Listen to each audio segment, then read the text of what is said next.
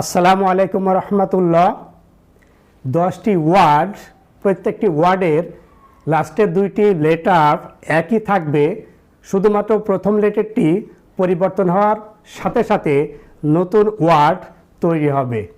যেমন bat, BAT, bat অর্থ বাদুর।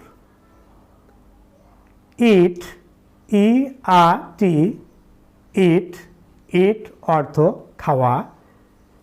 ক্যাট, CAT, ক্যাট, ক্যাট অর্থ বিড়াল। ফ্যাট, FAT, ফ্যাট, ফ্যাট অর্থ চর্বি বা মেদ। GAT, গ্যাট, গ্যাট অর্থ খাল।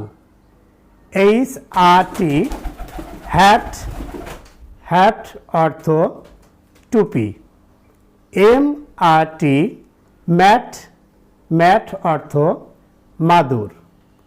PAT, পাত, পাত অর্থ মৃদু আঘাত করা বা চাপড়ানো।